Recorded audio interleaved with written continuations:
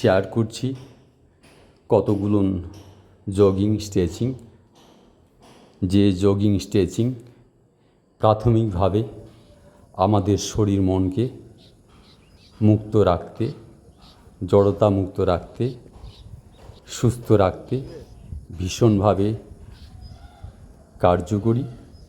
নিত্য নৈমিত্তিক যদি আমরা এই জগিং স্ট্রেচিং করি তাহলে কিন্তু আমরা স্বাভাবিকভাবেই শরীর মনে সুস্থ থাকতে পারব এবং শরীরের নমনীয়তাও এতে বাড়বে।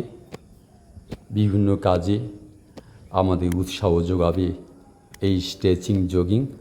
लोगोफोर शेयार सांसै বিভিন্ন ধরনের জগিং স্ট্রেচিং।